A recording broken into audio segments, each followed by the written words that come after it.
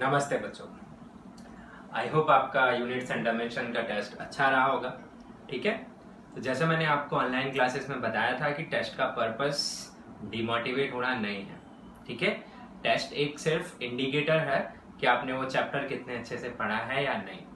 तो जिन लोगों के भी मार्क्स 50% से कम आए हैं टेस्ट में, उनको चैप्टर वापस रिवाइज करना है, वापस से टेस्ट अटेम्प्ट करना है और अपना स्कोर इम्प्रूव करना है। Is that clear? ओके, चलिए। तो मैंने अभी मैं सर्वोत्तम बैच वाले लोगों के लिए स्पेशली बोल रहा हूँ कि दोनों बैचेस का पेपर डिफरेंट था।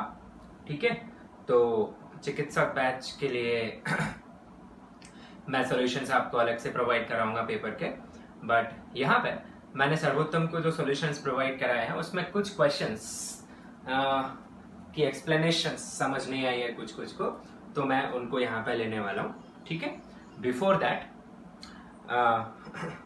जो मैंने आपको एक इन चैप्टर एक्सरसाइज होमवर्क दी थी प्रीवियस लेक्चर में, उसके जो डाउट्स आए हैं पहले हम वो डिस्कस कर रहे हैं। ठीक है, तो चलिए उस इन चैप्टर में क्वेश्चन नंबर 1 किसी ने डाउट पूछा है, तो देख लीजिए क्वेश्चन नंबर 1।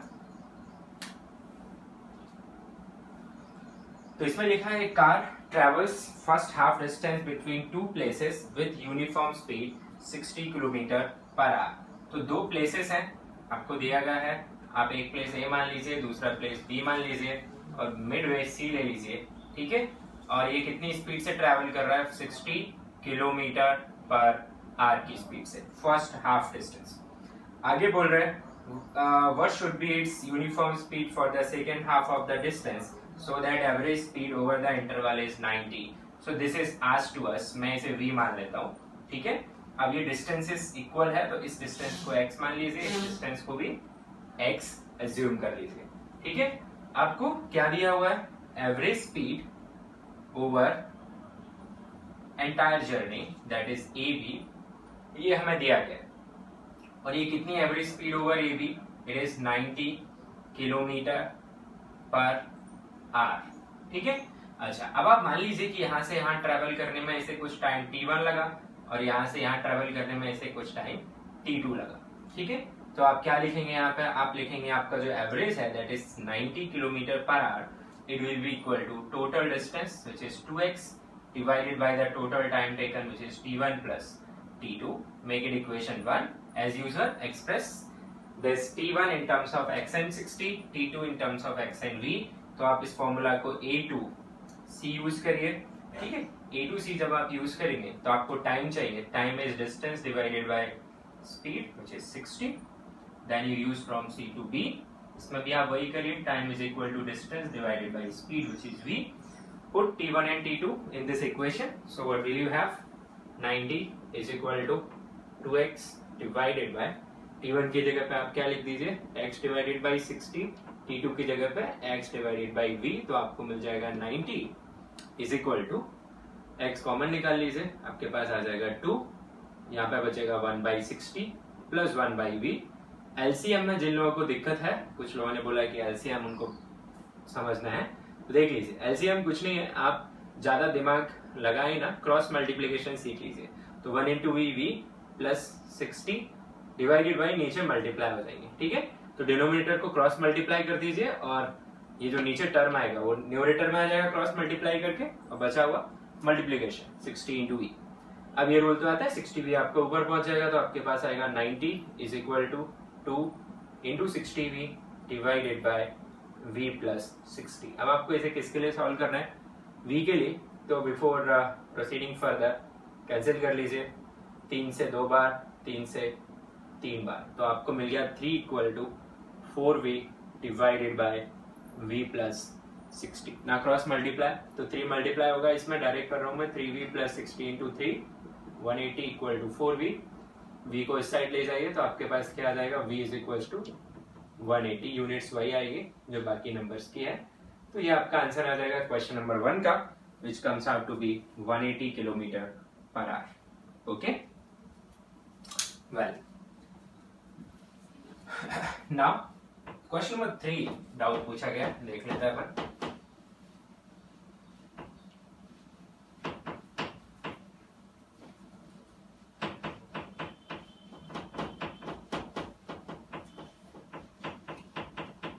चलिए लेट्स सी क्वेश्चन नंबर 3। तो इसमें क्या है, 10 hour trip is made at an average speed of 40 kilometre per hour. Okay, if during the first half of the distance average speed is 30 kilometer per hour, then average speed for the second half of the trip. Guys, this question is exactly similar to question number 1. Only thing यहाँ पर उसने आपको total time दे दिया है, तो just see how to solve. So A, B the total journey, C is the midpoint, ये half है तो ये x हो गया और ये भी x हो गया, ठीक है। अब first half of the distance average speed is 30, so first half में जो एवरेज स्पीड है वो 30 किलोमीटर पर आवर है। यहाँ से यहाँ तक का टाइम जो है उसे आप कितना मान लेंगे, से t1, ठीक है। और यहाँ से यहाँ तक का टाइम जो है उसे आप सीधा सीधा 10 माइनस t1 मान लेंगे। आप वेरिएबल्स कम करेंगे क्योंकि आपको टोटल जर्नी का टाइम कितना दिया हुआ है, 10 आवर्स। तो t1 आवर्स अगर इधर लगे तो इधर कितना लगा होगा, 10 माइनस t1 आवर्स। ओके, और इधर तो आपसे सेकेंड हाफ का एवरेज स्पीड पूछ रहा है, सो आप इसे v मान लीजिए और आपको एंटायर जर्नी का एवरेज स्पीड दिया हुआ है, that is 40 kilometre per our. बिल्कुल उसी स्टाइल से सॉल्व करेंगे अपन। सो v एवरेज होता क्या है, right 40 which is equal to v average total distance 2x divided by t1 plus 10 minus t1. So at then I'll get 2x divided by 10. So I get it as x divided by 5. Alright. So I got 40 is equal to x divided by 5. So मैं यहाँ से x की value find कर सकता हूँ, ठीक है। तो x की वैल्यू अगर मैं यहाँ से निकालता हूँ तो 40 into 5 it will come out to be 200 meter. How we can understand this part? Yes. So now I want v now. तो v कैसे आएगा, इस cb में मुझे देखना पड़ेगा, c to b में स्पीड चाहिए मुझे, तो स्पीड को लिखूंगा मैं distance divided by time which is how much, 10 minus t1. Guys, I know x, so I will write 200 divided by 10 minus t1, but I cannot solve until I know t1. अब t1 कहाँ से निकाला जा सकता है, a to c में, a to c से मैं t1 निकाल सकता हूँ। a to c में क्या लगाइए, वही एवरेज t1 चाहिए ना, तो time is equal to distance divided by speed which is 30। अब x आपको पता है how much, 200 divided by 30, so you got t1 as 20 divided by 3 hours. So you can put this t1 in this expression and you will get your v as 200 divided by 10 minus 20 by 3. Okay, so what you have is LCM वापस से, तो इसके नीचे आप 1 assume करिए, cross multiply, so 10 into 3 30 minus 20 into 1 20 divided by 3 into 1 3, take it to that side, so it will become 600, 200 into 3 divided by 10, so what you get is 60 kilometers per hour. So this is how you can solve your question number 3. Okay, तो एक बात आप समझ सकते हैं कि इन questions में मैं रिपीटेडली एक ही फॉर्मूला यूज कर रहा हूँ, that speed is equal to distance divided by time. Yes, उसी के वेरिएशन है, time is equal to distance divided by speed, distance is equal to speed into time. So depending on the requirement हम इसका कोई भी form use कर सकते हैं।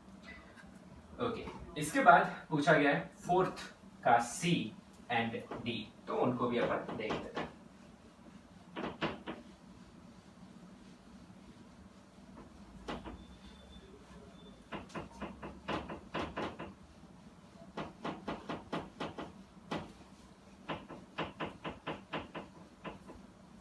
अब देखिए क्वेश्चन नंबर 4 का ऑप्शन सी, यानी सी पार्ट बेसिकली, तो अपन से यही पूछ रहा है कि एवरेज स्पीड बता दीजिए। ओके, तो थर्ड में बोल रहा है हमसे सी में 1/3 of distance is covered with v1। जब भी ऐसा स्टेटमेंट आ जाए तो आप एक स्ट्रेट लाइन बनाइए, ठीक है, और उसकी टोटल जर्नी x मान लीजिए फॉर एग्जांपल, और उसका 1/3, तो 1/3 कर दीजिए x का। तो यहाँ पे मैंने कोई भी पॉइंट सी ले लिया और 1/3 बोल रहा है, तो टोटल इज x और x का कितना कर लिया, 1/3 which is x by 3, total is x, ठीक है। तो this is how you start. अगर 1/3 ऑफ टाइम बोलता तो मैं मान लेता कि टोटल टाइम t लग रहा है और ये जर्नी को जो पार्ट ऑफ द जर्नी है उसे t by 3 टाइम लग रहा है। अच्छा, अब आगे बढ़ते हैं, यहाँ पे जो स्पीड रही है वो v1 रही है। आगे बढ़ते हैं। And for the remaining distance, how much is the remaining distance is x minus x by three. ठीक है, आप सेपरेटली करके देखिए, you will gate 2x by three. हमें कैलकुलेशंस में फास्ट होना पड़ेगा अगर हम एग्जाम में सारे क्वेश्चंस करना चाहते हैं। तो कैलकुलेशन की प्रैक्टिस होमवर्क करते टाइम हमें करना है, फास्ट दिमाग ट्रेन रखना है, ठंडा रखना है दिमाग, ताकि हम जल्दी सोच पाए। तो x minus x by three 2x by three हो गया। आगे बढ़ते हैं अपन। इसमें बोल रहा है the first 1/4 of the remaining time, first 1/4 of the remaining time. So you should understand this part as well. मान लीजिए आप यहां से यहां तक t1 टाइम लगाओ से a to c में, ठीक है। अब जो बचा हुआ टाइम है कहां से कहां तक का, c to b तक का। c to b तक का टाइम आप खुद से अज्यूम कर सकते हैं। तो जैसे मैं अज्यूम करना चाहूं कि सपोज मुझे c to b जाने में कुल टोटल कुछ t टाइम लग रहा है, तो इसका बोल रहा है 1/4 टाइम का 1/4। तो मेरे पास कोई पॉइंट यहाँ पे d है और ये हिस्सा जो है बच्चों वो 1/4 ऑफ टाइम हो गया, यानी t/4। ठीक है, तो इस टाइम तक वो कितनी स्पीड मेंटेन किया है, v2। Okay, then 3/4 of the remaining time. अब आप खुद सोचिए, t में से t/4 चला गया तो फिर आपके पास बचेगा कितना, 3/4 ही बचेगा ना। ये भी आप सब्ट्रैक्ट करके देखिए, t माइनस t/4 3t/4, ये कितनी स्पीड मेंटेन कर रहा है, v1 I am sorry v3। तो ये क्वेश्चन हमें पता चल गया। क्वेश्चन की लैंग्वेज समझिए आप। उसने बोला टोटल डिस्टेंस का 1/3 v1 स्पीड से, रिमेनिंग डिस्टेंस में 1/4 ऑफ रिमेनिंग टाइम, यानी यहाँ कुछ टाइम लग गया प्लस बचा हुआ टाइम है c to b तक का, उसका 1/4 टाइम v2 से और 3/4 टाइम v3 से ट्रेवल कर रहा है। तो बताओ एवरेज स्पीड क्या होनी चाहिए। तो चलो इसे अपन सॉल्व करते हैं और देखते हैं क्या आंसर आना चाहिए इस क्वेश्चन का।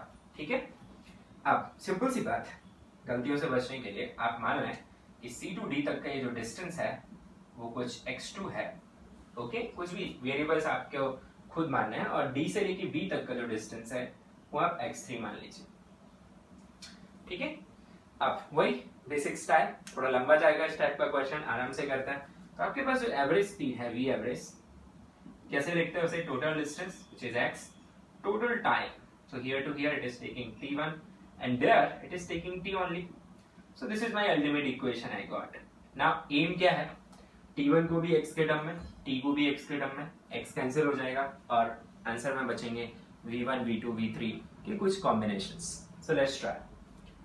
so अब वन बाय वन से a to c पहले अपन देख लेते हैं, a to c में से क्या लिख सकते हैं। तो a to c में से मुझे t1 को एलिमिनेट करना है, तो मैं यूज करूंगा time is equal to distance divided by speed. So distance है x/3, स्पीड है v1, so I will use this term t1 is equal to x/3v1। ठीक है, तो I can write t1 will be equal to x/3v1। So I will use t1 from this expression, so keep it with us.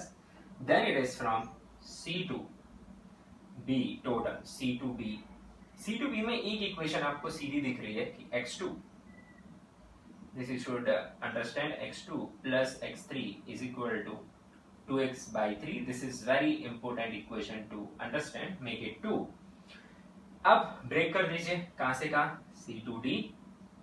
ठीक है, तो C to D में क्या समझोगे आप, C to D में आपको x2 पता है, C to D में आपको v2 पता है, C to D में आपको t/4 पता है। तो मेरा एम ये है कि मैं t को x के टर्म्स में लाऊं, उसके लिए मुझे x2 को t के टर्म में लाना पड़ेगा, x3 को t के टर्म में लाना पड़ेगा, फिर मेरा t किसके टर्म में आ जाएगा, x के टर्म में। तो मैं x2 यानी डिस्टेंस का फॉर्मूला लगाऊंगा, तो distance is equal to speed into time, so v2 t/4। ये मेरे लिए इक्वेशन 3 के जैसा रहेगा। ठीक है, और अगला इंटरवल जो बनेगा मेरे पास वो होगा d2b। ठीक है, और d2b same idea, I will write x3 is equal to the speed v3 into time taken is 3t/4. This will serve as equation 4 to me. Now what will I do? I'll put these numbers x2 and x3 in equation 2. So put x2 and x3 in equation 2. So what will you have? You will have v2 t/4 plus x3 which is 3v3 t by 4 is equal to 2x by 3. Take LCM. Take t common. So you can write t by 4. We'll be left with v2 plus 3v3 is equal to 2x by 3. Your aim is to express t. See, here already, here in this expression, if you check, you have already expressed t1 in terms of x. So here what is the need? You need is to express t in terms of x. So cross multiply t, it will be 8x divided by 3 times v2 plus 2v3, and this is our another star. Now focus on these two star points here, t1 in x, t in x. Put this in equation 1. So now your ultimate step, put t1 and t in equation 1. So well, let's put. So you'll have your V average, the desired answer is equal to x as it is. You write t1 as x by 3v1 plus you write t2 as, t as 8x by 3v2 plus 2v3. Now take x common, take LCM. So see what we'll have. We'll have V average is equal to x common लेके cancel हो गया. I'll have left 1 over there. Then I'll have 1 by 3v1 plus 8 by 3v2 plus 2v3. So this is what I have. Now LCM लेना है मुझे नीचे, तो cross multiply कर दीजिए. ठीक है, just do the cross multiplication. So V average is equal to, ठीक है, वैसे एलसीएम का रूल ये होता है कि कोई नंबर अगर रिपीट हो रहा है तो उसे एक ही बार लिखते हैं. ठीक है, तो जिनको प्रॉपरली लेना आता है एलसीएम वो आप फॉलो करिए. बाकी मुझे कैलकुलेशन के लिए मैं क्रॉस मल्टीप्लिकेशन से काम चला सकता हूँ. तो बच्चों ये स्टेप जाएगा इधर की तरफ, तो ये कितना आ जाएगा मेरे पास, 1 तो है ही ऊपर, यहाँ पे आ जाएगा मेरे पास 3 times v2 plus 2 times v3. ध्यान से देखते रहिए, प्लस 8 इंटू ये मल्टीप्लाई होगा इधर, so it will B 3v1 divided by नीचे की 8 आपस में मल्टीप्लाई होंगे, so it will B 3 into 3 that is v1 v2 plus 2v3, something like this. Now if you are little focused here, तो आप 3 कॉमन ले लीजिए यहाँ से, और नीचे के एक 3 से वो कैंसिल हो जाएगा. तो यही मैं बोल रहा था कि ये 3 दो बार आ रहा है, आप एक ही बार लिखें, और 3 को आप क्रॉस मल्टीप्लाई भी नहीं करते तो भी चलता. तो आप लिखिए V average is equal to, ठीक है, ये ऊपर चला जाएगा, ये आपके पास आ जाएगा 3v1 v2 plus 2v3 whole divided by, you will have v2 plus 2v3 plus 8v1. So you can leave your answer here, or you can just multiply and have a check with the answer given there. So this is your V average. Let me check for option C. I have 3v1 v2 plus 9 v1 v3 divided by 8 v1 plus v2 plus 3 v3. I can see और मेरा 2 v3 आ रहा है, तो मैं बिल्कुल वापस जाऊंगा, मैंने कहीं गलती की है. यस, मैंने यहाँ गलती की है. ये मेरा 3 v3 है, ये मैं 2 लिख दिया हूँ, तो ये हर जगह 3 रहेगा. ठीक है, तो ऐसा होता है, थोड़ा आपको ध्यान रखना पड़ता है. 3 and this will also be 3, this will be 3. ठीक है, rest is just fine. So this is your answer. I hope you understood this. ठीक है, okay, so you can note this down, particular part.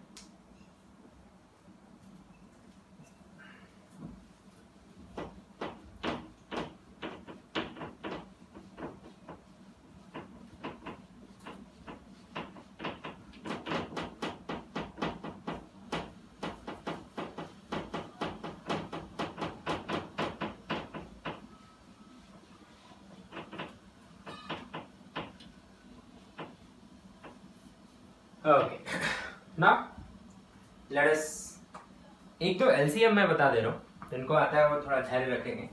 ठीक है, जिनको नहीं आता है उनके लिए बता रहा हूँ. जैसे सपोज आपको अगर एलसीएम निकालना है या बेसिकली एडिशन करना है नंबर्स का, तो सपोज आपके पास नंबर है 2 4 5. सपोज एलसीएम निकालना है आपको, एलसीएम ऑफ 2 4 5। तो बहुत बेसिक क्या आइडिया होता है, आप 2 को लिखें, 4 को फैक्टराइज कर लें, और 5 को तो फैक्टराइज आप कर नहीं सकते, वो 5 ही है। फिर क्या देखते हैं इसमें से अपन, इसमें से अपन देखते हैं कि इधर ये 2 आ रहा है, समझ पा रहे हैं बात, ठीक है। फिर इधर 2 रिपीट ही हो रहा है यहाँ पे, तो 2 3 बार लेने की बजाय 2 को हम सिर्फ 2 बार ही लेंगे, ठीक है। 2 3 बार आ रहा है, 2 को हम 2 बार ही लेंगे, 5, तो आपके पास आ जाएगा 2 इंटू 2 इंटू 5। यहाँ का जो एलसीएम आएगा वो 20 आएगा, ठीक है। एलसीएम का बेसिक मतलब क्या रहता है, एलसीएम का फुल फॉर्म अगर मैं रिकॉल करना चाहूँ, मुझे बहुत अच्छे से तो याद नहीं है, it is probably the lowest common multiplier, something like that, okay. तो कैसे सोचना है आपको, आपको एक ऐसा छोटे से छोटा नंबर लेके आना है which is divisible by all the 3 2 4 5। Just search for the number which is the smallest among all possible numbers which is divisible by all the 3. So 20 is the number, क्योंकि 20 से छोटा मैंने उठाया ऐसा नंबर जो कि तीनों से डिविजिबल है, वो मुझे मिलेगा नहीं। तो यहाँ का जो एलसीएम है वो कितना आ गया आपके पास, 20, ठीक है। जैसे और मैं आपको बता रहा हूँ, सपोज मेरे पास ये रहता है 3 7 5, इनमें कोई भी कॉमन नहीं है मल्टीप्लायर, यस, कोई मल्टीप्लायर कॉमन नहीं है इनमें, तो इनका जो एलसीएम आएगा, एलसीएम ऑफ these digits, ठीक है, वो कितना आ जाएगा आपके पास, सीधा सीधा इनका मल्टीप्लिकेशन, ठीक है। तो कितना आ जाएगा आपके पास, मल्टीप्लाई कर लीजिए 21 एंड इट विल बी 105। तो 105 is the smallest possible number which is divisible by 3 as well as 7 as well as 5। तो यहाँ पे क्या था, यहाँ पे 2 कॉमन मिल रहा था, इसलिए आपने एक ही बार लिखा। जैसे मैं एक और एग्जांपल आपको बता दे रहा हूँ, सपोज आपके पास ऐसा रहता है, suppose you have 3, you have 9, you have 27 and you want LCM of these numbers। तो आपको सोचना है, जब थोड़ा पहले ये सोच लीजिए, फैक्टराइज करके देख लीजिए अगर हो रहे हैं तो, और यहाँ पर 3 इंटू 3 इंटू 3, तो जो रिपीट हो रहे हैं उनको कंसीडर नहीं करना है, आपको कम से कम नंबर से ही रखना है। तो आप देख पा रहे हैं 3 सभी में ही है, तो लार्जेस्ट उठा लीजिए, तो आपके पास 3 इंटू 3 इंटू 3 यानी कितना आ जाएगा 27। एक चेक भी कर लीजिए, is 27 divisible by all the 3 numbers? Yes, that's it. Okay, so this is how you take the LCM। अब जैसे आप numbers ऐड करते हैं, सपोज आप 2 by 5 प्लस 7 by 9, इनको सपोज आप ऐड करना चाह रहे हैं, आपको LCM चाहिए, तो इनका एडिशन कैसे करते हैं अपन, इनका एडिशन करते हैं अपन, इनका LCM लेते हैं, नीचे अपन LCM लिखते हैं, LCM ऑफ डिनोमिनेटर्स, ठीक है, LCM ऑफ डिनोमिनेटर्स। और ऊपर क्या करते हैं अपन, जो एलसीएम आता है, तो यहाँ लिखते हैं अपन LCM divided by 5 into 2 plus LCM divided by 9 into 7। ये प्रोसीजर होता है फ्रैक्शंस को ऐड करने का, अगर आपको नहीं आता है तो, ठीक है। अब बेसिक मुद्दा ये है, मैं आपको करके बताऊंगा तो ये पार्ट आपको समझ में आ जाएगा। देखिए एलसीएम क्या आएगा दोनों टर्म का, 5 और 9 का कोई कॉमन मल्टीप्लायर तो है नहीं, तो सीधे ही मल्टीप्लिकेशन होगा उनका, 9 इंटू 5 45। नाउ 45 को आप डिवाइड करेंगे किससे, 5 से, इंटू 2 प्लस 45 को डिवाइड करेंगे आप 9 से इंटू 7। तो बेसिकली बच क्या है आपके पास, 45 यानी ये 9 इंटू 2 बच रहा है, और यहाँ पे कितना बच रहा है, 5 इंटू 7 बच रहा है, डिवाइडेड बाय नीचे कितना बच रहा है, 45। यस, तो एट द एंड हुआ क्या, आप ढंग से देखेंगे, इनका मल्टीप्लिकेशन हो गया और इनका क्रॉस मल्टीप्लिकेशन हो गया। तो 9 इंटू 2 7 इंटू 5 जो मैं आपको बता रहा था, 18 प्लस 35 डिवाइडेड बाई 45। आप इसे आगे आसानी से सॉल्व कर सकते हैं। यस, एक और फ्रैक्शन समझ लीजिए जिसमें कि कॉमन मल्टीप्लायर्स भी हम कंसीडर कर पाएंगे। जैसे सपोज आपको ऐड करना है इसे 1/3 plus 2/9 plus say it is 3/27. So this number you have. So in this case LCM is the best thing you can do. Take the LCM of all these three, you know it is 27. Now what you do, LCM से इनको divide कर देगा, या ऐसा बोलना चाहिए LCM को इन number से डिवाइड करो। तो 27 को 3 से डिवाइड किया, कितने टाइम्स आएगा, 9 टाइम्स, तो लिख दिया 9, ठीक है, प्लस डिवाइड किया कितने टाइम्स आएगा, 3 टाइम्स, तो 2 तो वहां पहले से ही है तो यहाँ 3 वहां पहले से ही है, 27 से 1 time, so this is how you right you'll get 9 plus 6 plus 3 divided by 27. So how much will you get? You will get 18 divided by 27. So you can simplify further. तो कुछ इस तरीके से हम एलसीएम लेते हैं, इस तरीके से हम फ्रैक्शंस ऐड करते हैं. बाकी आप लोग 10th तक पढ़े ही होंगे ये सब, तो रिवाइज कर लीजिए अपनी. अगर आपने मैथ्स की बुक बेची नहीं है अब तक रद्दी में, है ना, तो आप बिल्कुल रिवाइज कर सकते हैं. Okay,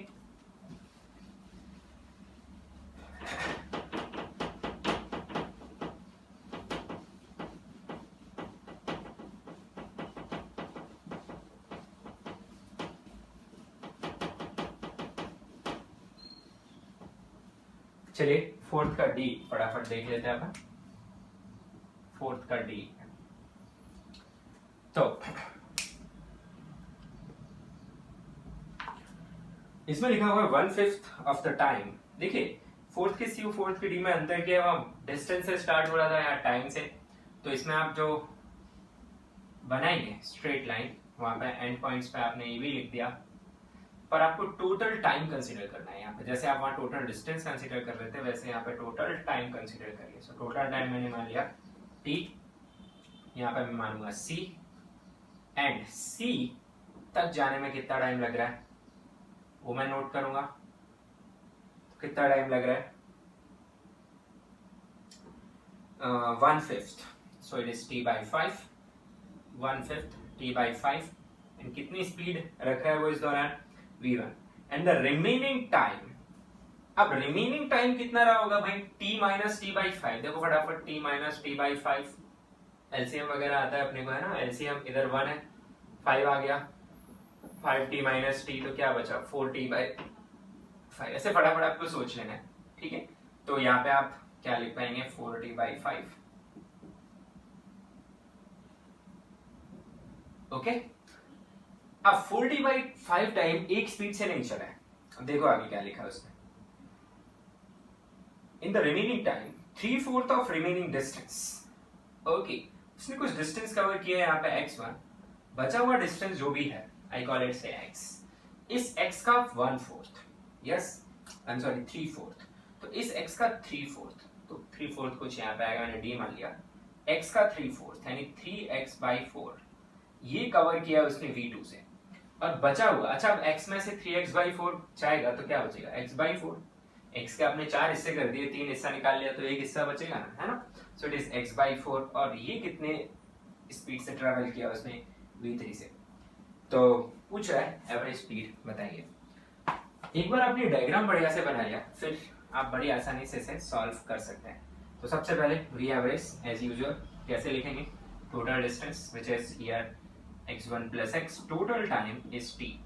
Can understand one thing, वहां पे x by t1 plus t था, यहाँ पे x1 plus x by x t है.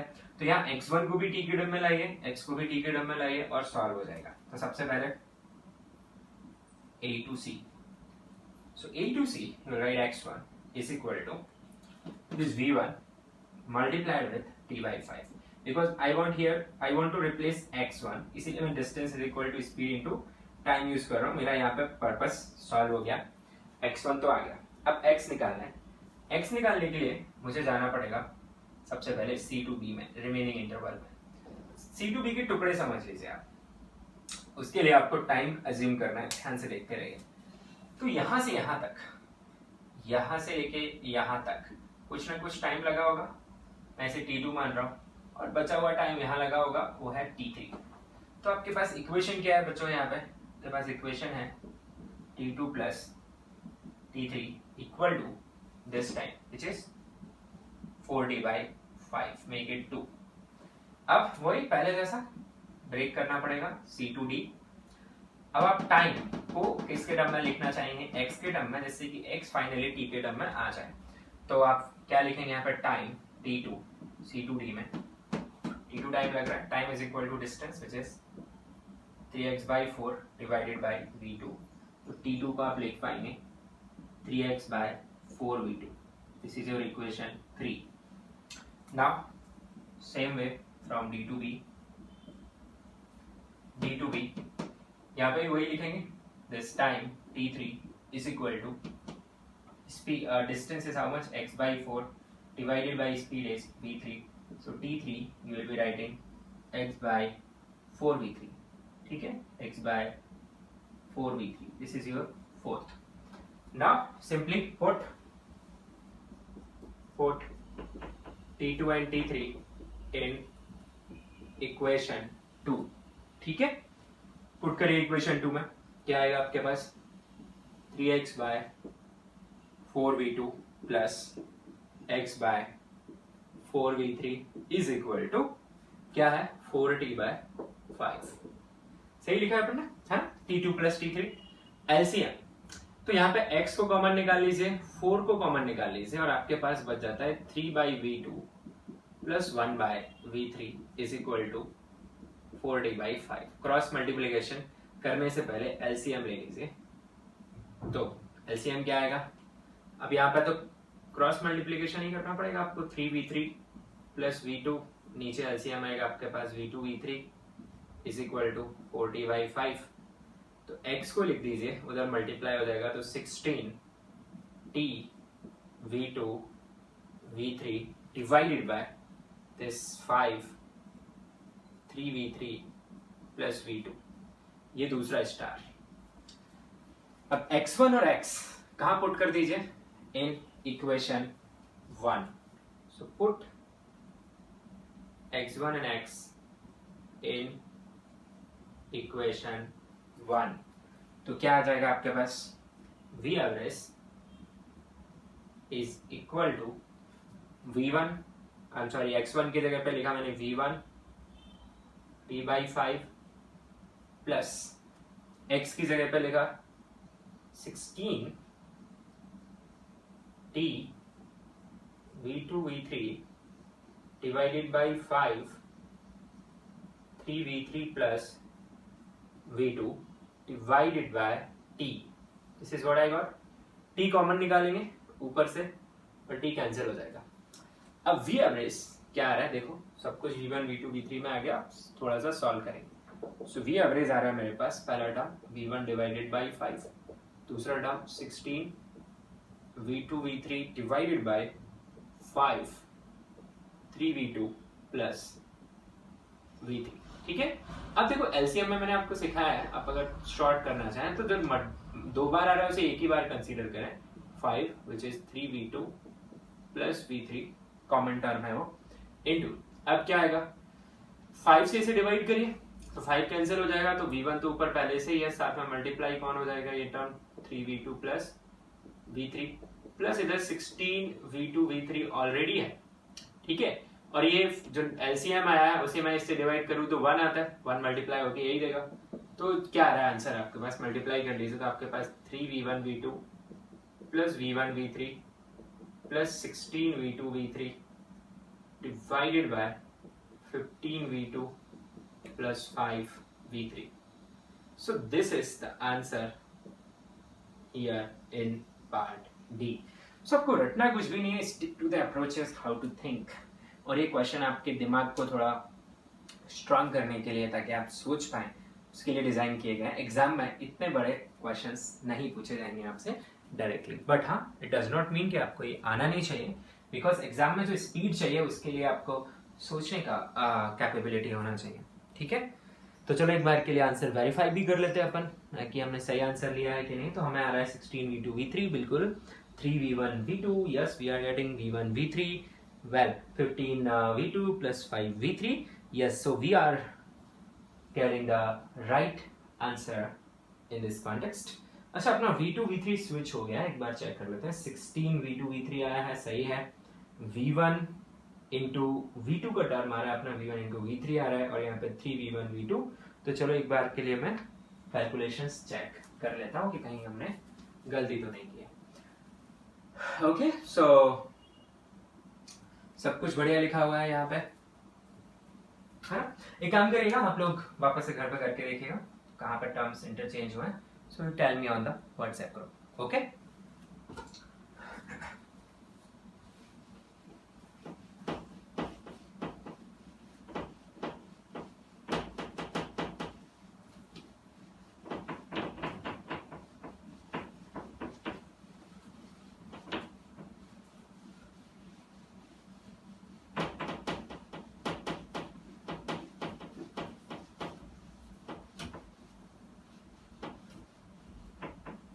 ना पेपर का 2 क्वेश्चंस पूछे हैं सर्वोत्तम में, अच्छे क्वेश्चंस हैं, तो मैं आपको बता दे रहा हूं यहाँ पे कैसे करेंगे।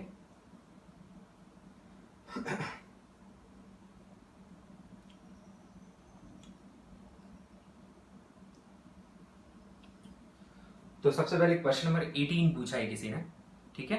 तो नीट वाले स्टूडेंट्स को ही समझ लेना है कि ये क्वेश्चंस हम कैसे सॉल्व करेंगे, ठीक है। मैं क्वेश्चन के साथ आपको बता रहा हूं सॉल्यूशंस। तो क्वेश्चन दिया है मुझे, which of the following combination of 3 dimensionally different physical quantities, so I'm writing question number 18 for you. So इसमें लिखा हुआ है which of the following combinations of 3-dimensionally different quantities, dimensionally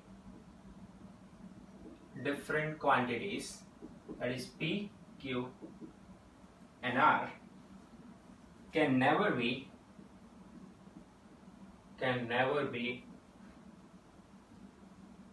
meaningful quantity. तो आपको 4 combination दिए गए PQR में, पूछ रहे हैं इनमें से कौन सा कॉम्बिनेशन मीनिंगलेस है या मीनिंगफुल नहीं हो सकता।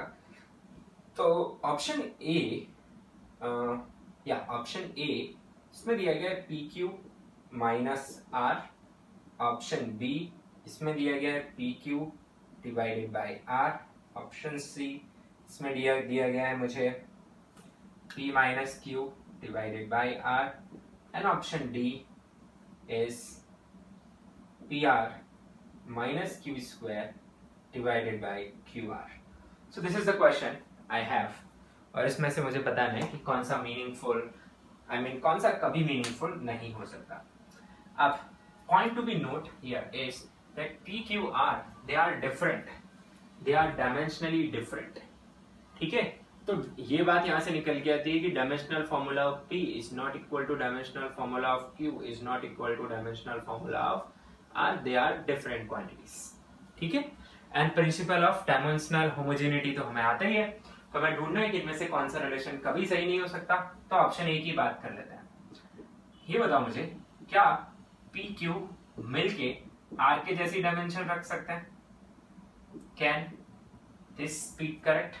Yes, maybe multiplication of 2 physical quantities dimensionally may be equal to the third physical quantity। जैसे एक famous formula F equal to m into A, तो जैसे मास इंटू एक्सेलरेशन, 2 अलग अलग क्वांटिटी है मास एंड एक्सेलरेशन, पर उनका प्रोडक्ट एक नई क्वांटिटी फोर्स के इक्वल आ जाता है। वैसे P एंड Q तो डिफरेंट क्वांटिटीज हैं, बट उनका प्रोडक्ट R के इक्वल आ सकता है, हाँ आ सकता है। तो क्या ये रिलेशन कभी मीनिंगफुल नहीं हो सकता? हो सकता है, तो ए आंसर नहीं आएगा।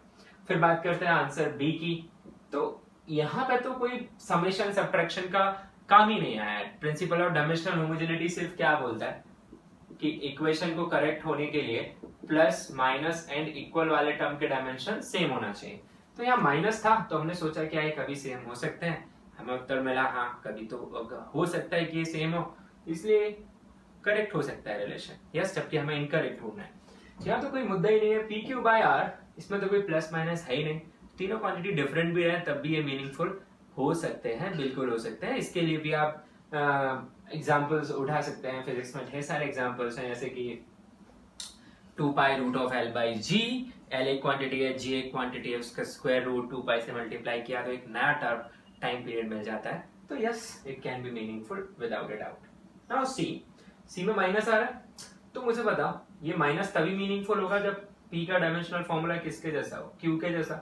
पर क्वेश्चन ने साफ साफ दिया है कि P का डायमेंशनल फॉर्मूला Q के जैसा नहीं है, इसका मतलब this is meaningless, it is meaningless.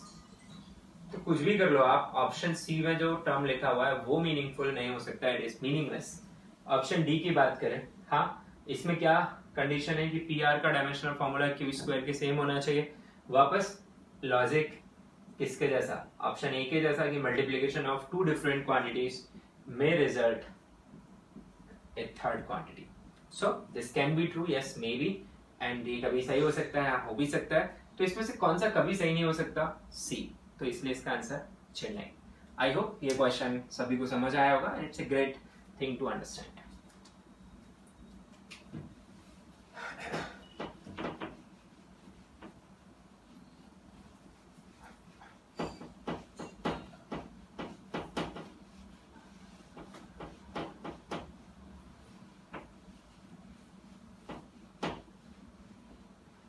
Now see,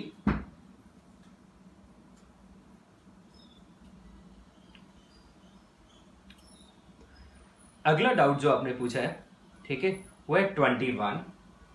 21 is really challenging question. तो नीट वाले लोग भी इसे ध्यान से देखेंगे. ठीक है, आपके पेपर में ये नहीं था और आपके एग्जाम में इतने टफ क्वेश्चन आते भी नहीं है. ठीक है, आपको ज्यादा क्वेश्चन करने होता है तो और कम टाइम में, इसलिए आपका पेपर टाइम 45 मिनट्स था. आई होप आपने वो फॉलो किया होगा. तो 21 ये भी सर्वोत्तम के पेपर का क्वेश्चन है. तो यहाँ पे लिखा हुआ है x is equal to a की पावर 3 माइनस b की power 2 divided by square root of c plus d. This is the term.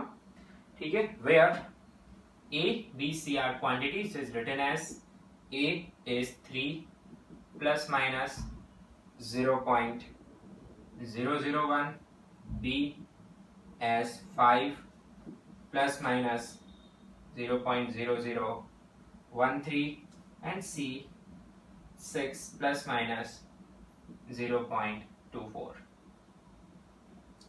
ठीक है, दिस इज ऑल्सो गिवन. और पूछ रहा है हमसे percentage error in x. Question है find percentage error in x. This is the question. अब देखिए इस क्वेश्चन में प्रॉब्लम क्या है. हमें जो रिलेशंस अब तक हमने होमवर्क वगैरह में सॉल्व किए थे उसमें था या तो सब्ट्रैक्शन या मल्टीप्लिकेशन ही रहता था. सब्ट्रैक्शन या एडिशन रहता था या मल्टीप्लिकेशन डिवीजन पावर रहता था. कॉम्बिनेशन नहीं देखा हमने कि एडिशन सब्ट्रैक्शन भी हो, पावर्स भी हो, मल्टीप्लिकेशन डिवीजन भी हो. Then how to handle percentage error. तो उसके लिए कुछ नहीं है, उसके लिए बहुत सिंपल सी बात है.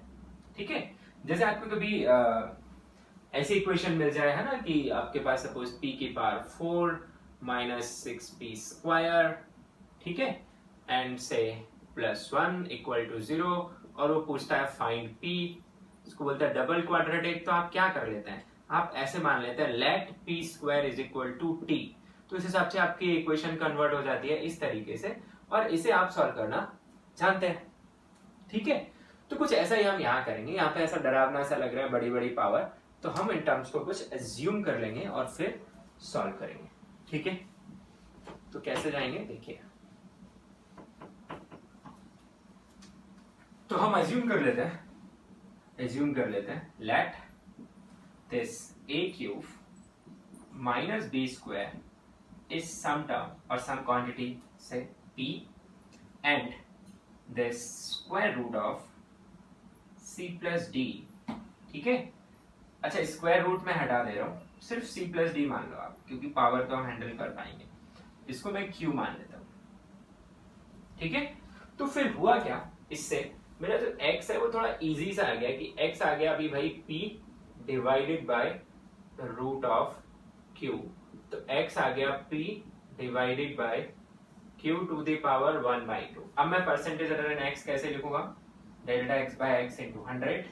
It will be nothing but delta p by p into 100 plus power will be multiplication delta q by q into 100. So अब मेरा पूरा फोकस किस बात पर रहेगा कि मैं डेल्टा p निकालूं, डेल्टा q निकालूं और फिर मैं सॉल्व कर पाऊंगा. तो इसे अपन इक्वेशन 1 बना के छोड़ देते हैं. अब वापस लौटते हैं रिलेशंस पे कि मैंने p लिया क्या है. आफ्टर ऑल सो p है a cube minus b square. सबसे पहले let's find true value of p.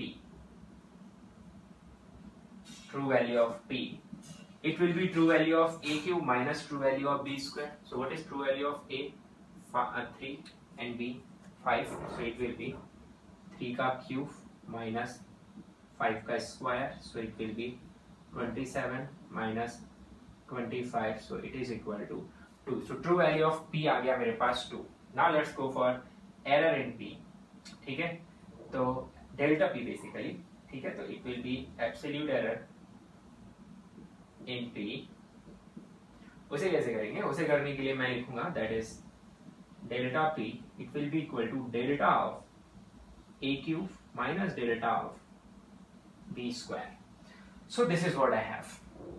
Yes, मतलब मुझे निकालना है error in a cube minus error in P square.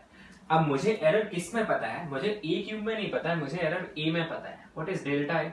अच्छा, इतना तो आप जानते हैं कि ये जो नंबर है it is true value of A which is A naught and this is delta A. Yes, वैसे this is B naught and this is delta B. This is C naught and this is what? Delta C. अच्छा, एक और data होगा उसमें, मैं लिखा नहीं हूँ, डी का. डी का भी लिख लेते हैं अपन. तो डी दिया हुआ था अपन को, ठीक है. D was this 10 plus minus 0.4. तो इस हिसाब से आपका जो डी है ना, ये जो है वो आपका क्या हो गया? डी नॉट, और ये हो गया delta D, error in D. और इनकी मदद से मुझे पी क्यू इन सब में एरर फाइंड करना है. ठीक है, तो अब इसके लिए वापस सोचिए कि how to find error in a cube. तो उसके लिए आपको सोचना पड़ेगा यहाँ पे, just think here that a cube में एरर कैसे फाइंड करते हैं. अगर कोई भी टर्म ए क्यूब है यानी पावर है तो उसमें एरर फाइंड करना पड़ेगा. तो डेल्टा ऑफ ए क्यूब आप कैसे फाइंड करोगे? तो delta of a cube find करने के लिए आपको इसका डिफरेंशिएशन करना है. बेसिकली मैंने आपको फॉर्मूला कैसे प्रूफ किया था कि how we prove this relations like multiplication and power relations में एरर कैसे लिखते हैं. तो मैंने बताया था कि कौन सी एरर आपको क्या कर देनी पड़ती है. You just add the fractional errors there. So delta of a cube it can be written as 3, इधर आ जाएगा, ठीक है, 3 times delta of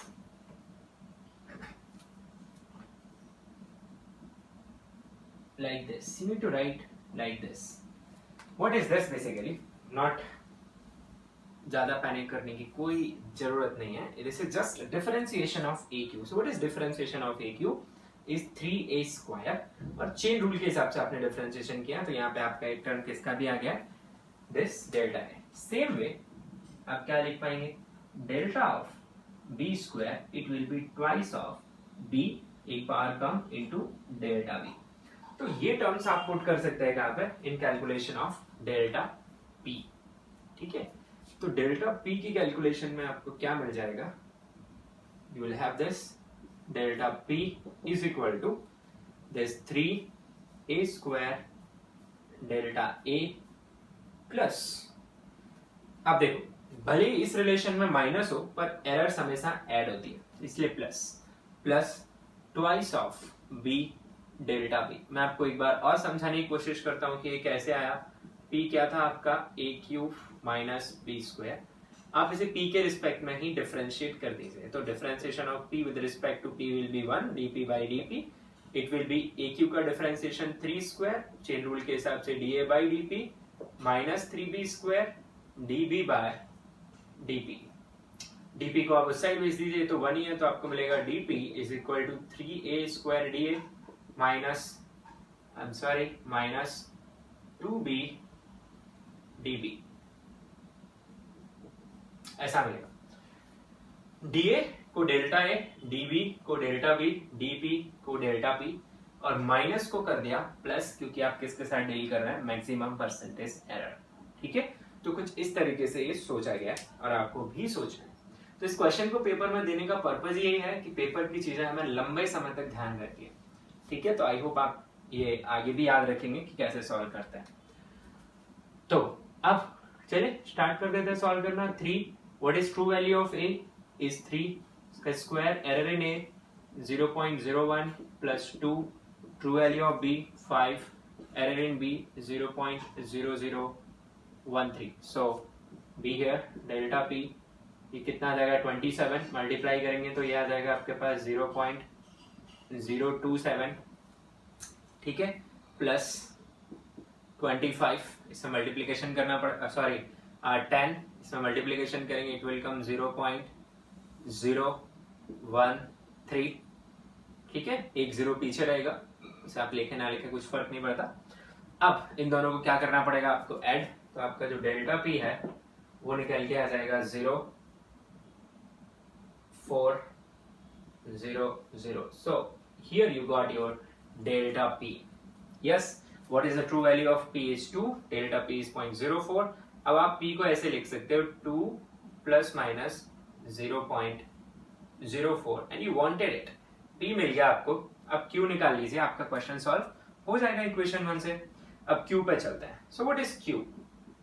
q is from there c plus d. It is easy. इसमें कोई पावर्स नहीं है। अब ये तो आपको पता है समेशन में कैसे जाता है relation. So delta Q absolute error add हो जाती है delta C plus delta D.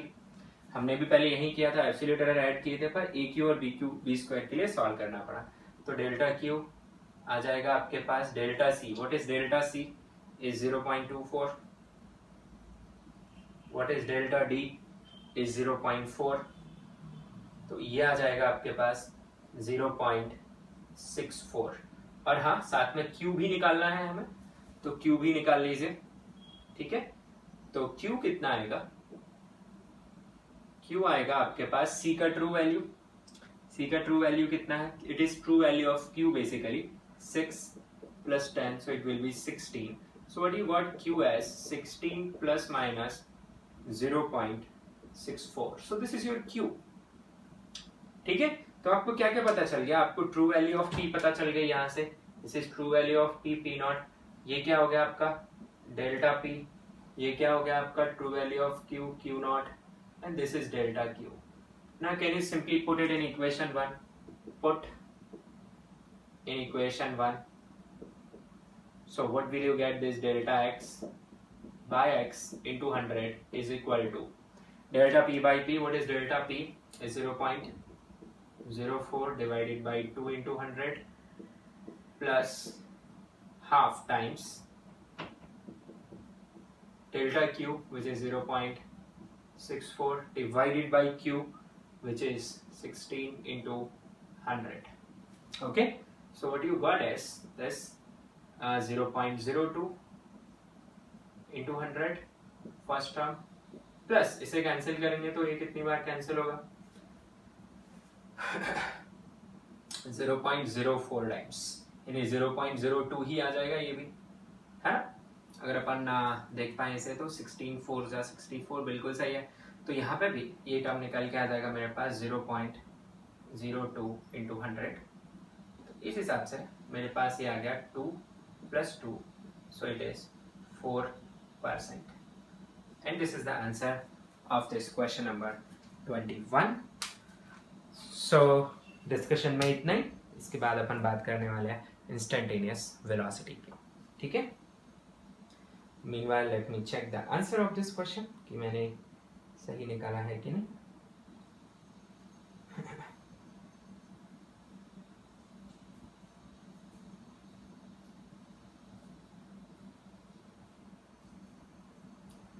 तो इसका करेक्ट आंसर 4% ही है, ठीक है। This is 4%। आंसर की में मैंने आपको गलती से 8% बता दिया, तो उसको करेक्ट कर लीजिए। 4% is the correct answer of this question. Alright, okay.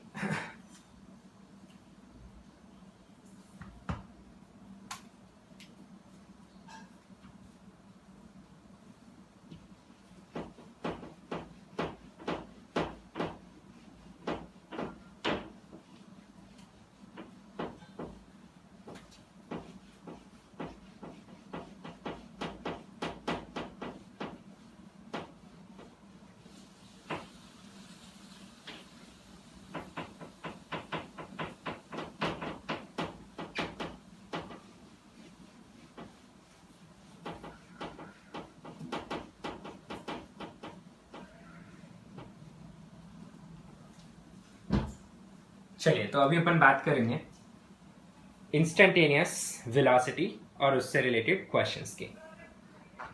Okay, so let's move on to that.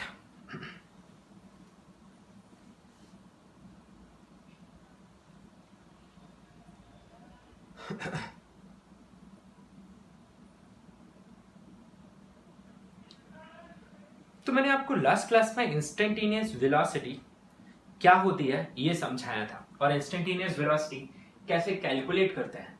तो इंस्टेंटेनियस वेलोसिटी और एवरेज में अंतर सिर्फ इतना है कि आपसे ये क्वेश्चन पूछा जाए कि बस जा रही है और बस का 1 बजे से लेकर 2 बजे के बीच में वेलोसिटी कितना रहा, तो मतलब एवरेज वेलोसिटी, क्योंकि इंटरवल में निकाल रहे हैं। और एग्जैक्टली पूछा जाए कि बस का 10 बजे कितना वेलोसिटी था, तो वो होगी इंस्टेंटेनियस। सिंपल। अब देखिए मैथमेटिकली इसे कैसे हैंडल करते हैं। तो इंस्टेंटेनियस वेलोसिटी, ठीक है। सो कोई भी ऑब्जेक्ट मूव कर रहा है, कैसे, ये इसका पाथ है, this is path of the object and suppose at any time it is here, at any time से t इक्वल टू t। अच्छा, t for time and this t for value मैं आगे भी बहुत यूज करूंगा, तो confuse नहीं होना है, ठीक है। दिस इज फॉर वैल्यू, ठीक है।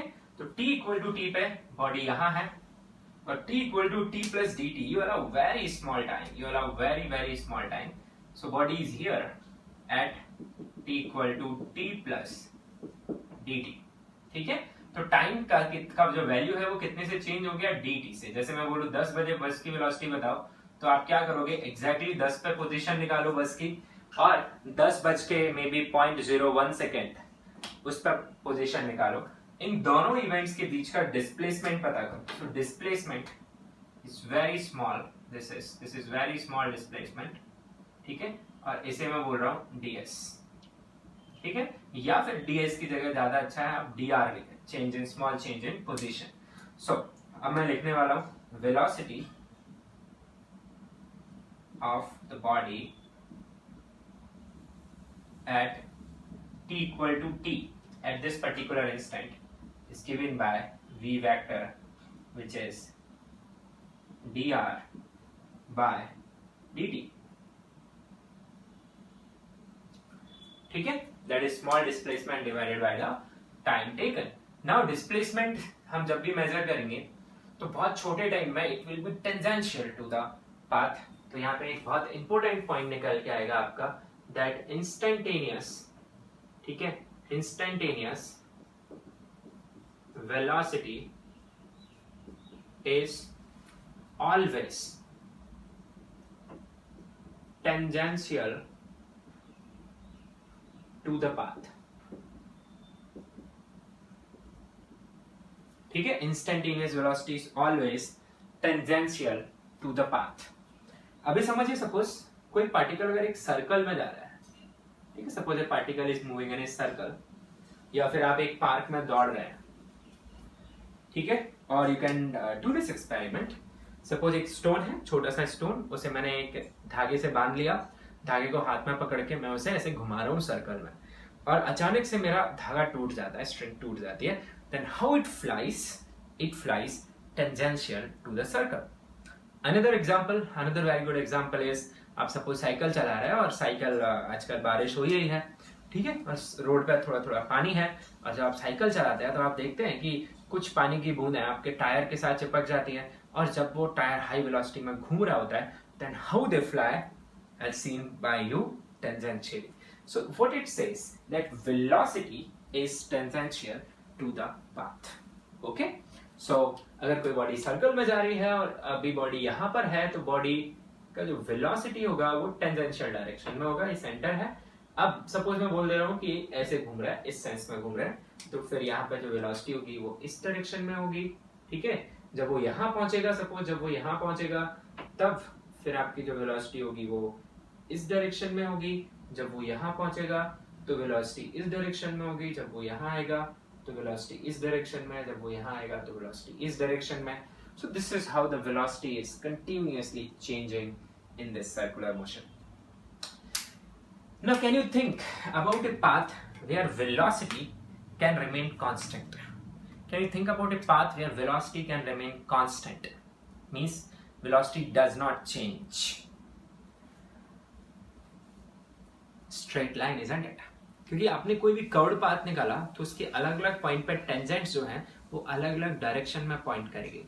तो डायरेक्शन अलग हो गया, मतलब एक वेक्टर चेंज हो गया।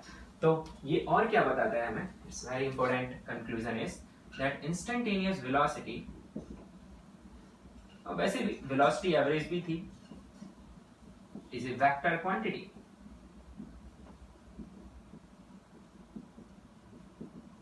और उसकी जो डायरेक्शन है वो हमेशा कैसी रहेगी, tangential to the path. Okay, अब देखिए एक और मुद्दे की बात आपको बताता हूं। अब जब ये वेक्टर है तो इसके दो पार्ट होंगे, मैग्नीट्यूड भी होगा और डायरेक्शन भी होगी। यस, तो it's very important point I am going to write here,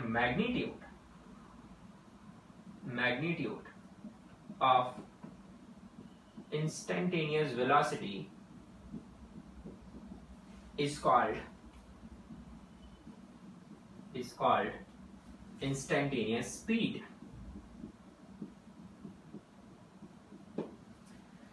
अच्छा, एक बहुत ही अच्छी बात यहाँ पे लिखी हुई है, जैसे वेलोसिटी का मैग्नीट्यूड स्पीड लिखा हुआ है, क्या ये एवरेज के लिए भी ट्रू है? नो, मैंने आपको क्वेश्चन करवाया है जिसमें एवरेज वेलोसिटी और एवरेज स्पीड अलग अलग आए हैं, क्योंकि एवरेज वेलोसिटी होती है displacement divided by time, average speed होती है distance divided by time. And एक बॉडी मूव कर रही है इनिशियल पोजीशन से फाइनल पोजीशन तक, तो डिस्प्लेसमेंट और उसकी डिस्टेंस डिफरेंट हो सकते हैं, इसीलिए average velocity and average speed different हो सकते हैं। Now why you are saying then कि एवरेज इंस्टेंटेनियस वेलोसिटी का जो मैग्नीट्यूड है वही इंस्टेंटेनियस स्पीड है? वो इसलिए बोल पा रहे हैं क्योंकि instantaneous velocity is calculated over very small time interval. Yes, और उसमें बहुत ही छोटा डिस्प्लेसमेंट हो रहा है। आप कोई भी पाथ बना रहे हैं, कैसा भी कर्व पाथ बना रहे हैं, एक छोटा पार्ट तो स्ट्रेट लाइन ही होगा ना, ठीक है?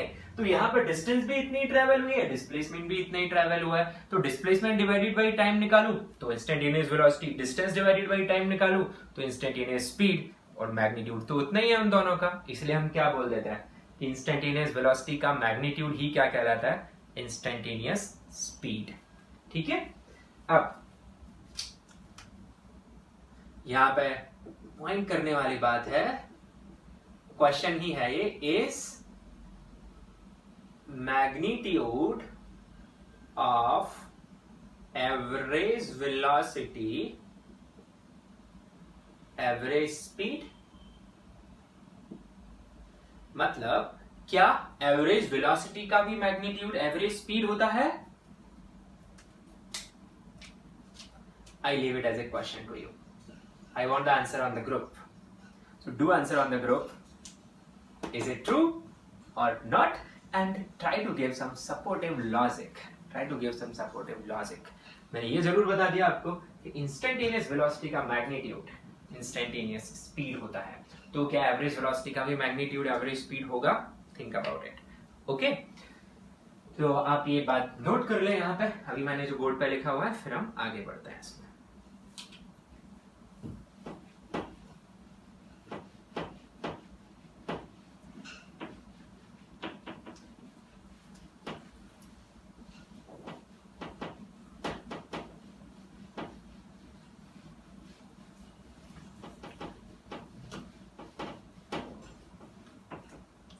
चलिए, अब जब आप न्यूमेरिकल सॉल्व करेंगे या फिर कोई भी बुक पढ़ेंगे तो उसमें इंस्टेंटेनियस टर्म यूज नहीं करते, वो सिर्फ लिखते हैं वेलोसिटी ऑफ ए बस eight t equal to 10 am is 10 meter per second. Means what? They want to, अब ये समझ में आ रहा है ना, at t equal to 10 am मतलब ये कौन सी वेलोसिटी है, एवरेज या instantaneous? It is instantaneous. So here one thing to note is velocity. अगर आपको ये टर्म दिख रहा है, alone means instantaneous velocity in writings, in books, and speed, सिर्फ speed, कोई एवरेज टर्म नहीं है। alone means instantaneous speed। ठीक है, तो आगे से मैं भी इंस्टेंटेनियस टर्म यूज नहीं करूंगा। मैं अगर अकेला वेलोसिटी बोल रहा हूं, आई मीन इंस्टेंटेनियस वेलोसिटी, और अकेला स्पीड बोल रहा हूं, I mean instantaneous speed. And average, definitely average लिखा जाएगा. ऐसे कोई बोल दे velocity of the bus is this much, means it is instantaneous. Average velocity of the bus is this much, तो वहाँ क्लियर है कि वो एवरेज है, तो एवरेज मेंशन किया जाएगा और इंस्टेंटेनियस मेंशन नहीं किया जाएगा. ठीक है, चलो भाई, ये तो मुद्दे की बात हो गई कि हमें पढ़ के समझना क्या है, ये हमने देख लिया. अब कुछ अंतर समझते हैं average velocity and instantaneous velocity में, means average velocity and velocity में. तो आप लोग यहां देखेंगे तो आपको बहुत अच्छे से समझ में आएगा. मान लीजिए ये आपकी इनिशियल पोजीशन है, ठीक है, this is initial position.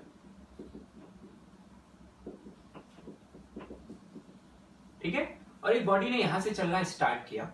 Body started from here all the way, took some zigzag path and say here, and at particular instant, say, let me just change it a little, at some instant, suppose it took this path for example, and I am talking about this. ये मेरा final instant है, ये कोई भी एक instant है से t equal to t naught, and say body started from t equal to 0, and this is the path of the body taken. ठीक है, this is the path. Now I want you to know, understand कि average velocity vector कौन सा होगा और instantaneous velocity vector कौन सा होगा. तो ये ध्यान देखिए, ध्यान दीजिए यहाँ पे कि मैं लिखना चाह रहा हूं अभी, show average velocity vector from t equal to 0 to t equal to t naught and velocity vector मतलब instantaneous at t equal to t naught. Show it. So what will I do? Average velocity is what? Displacement upon time. तो जो displacement की direction होगी वही किसकी direction होगी? Average velocity की. Displacement simply क्या होता है? Straight line joining initial and final position. So I will just draw a line connecting these two points. This is okay, so this is my displacement in this interval. So this is the direction, this is the direction of average velocity. तो मैं इसी को extend कर दे रहा हूं इधर. So this is my v average. And what is v instantaneous? अभी मैंने लिखवाया था आपका कि instantaneous velocity is always tangential to the path. So ये मेरा पाथ है, ये आप जो लाइन ब्लैक लाइन देख पा रहे हैं, इट इज पाथ. तो इसका जो टेंजेंट बनेगा वो ऐसा बनेगा इस पॉइंट पे. This is the tangent here, can you feel? तो ये होगी इस पॉइंट पे velocity which is instantaneous. Can you check कि किसी पर्टिकुलर इंस्टेंट पे जो वेलोसिटी है वो किसी पर्टिकुलर इंटरवल के एवरेज वेलोसिटी से अलग डायरेक्शन रख सकती है. ठीक है, ओके, कैन नोट दिस. मैंने आंसर्स भी इसमें बता दिया आपको. तो आपको करना है क्या है? क्वेश्चन में एक डायग्राम बनाना है, क्वेश्चन लिखना है, फिर नीचे एक बार और बना के इसको आंसर करना है. आई होप आपको ये पार्ट समझ आ गया होगा. ठीक है, चलिए अब यूनिट एंड डायमेंशंस वगैरह की बात करें तो इंस्टेंटेनियस वेलोसिटी हो या एवरेज हो, स्पीड हो, कोई भी एवरेज है इंस्टेंटेनियस, इनमें रहता तो क्या है? लेंथ डिवाइडेड बाय टाइम ही रहता है. तो इसकी जो ऐसा यूनिट है, ठीक है, ऐसा unit of velocity and speed कुछ भी ले लो आप, इज मीटर पर second. Dimensional formula is LT-1. This you already know. Velocity is a vector, speed is scalar. ठीक है, however speed is magnitude of velocity. Average speed may not be magnitude of average velocity because distance traveled and displacement may be different. Is that clear? In an interval. तो यहाँ तक कि हमने आपको बातें अभी यहाँ बता दी है. ठीक है, नोट कर लीजिए इसे, फिर अपन आगे बढ़ते हैं.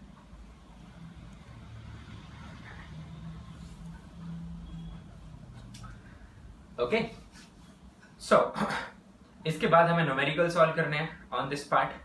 तो आज काफी ज्यादा टाइम हमारा डिस्कशन में चला गया, तो आज के लिए हम यही रखते हैं. ठीक है, and in the next class you will get to know how to deal with the numericals of average velocity and instantaneous velocity, and we will also talk about accelerations. Thank you.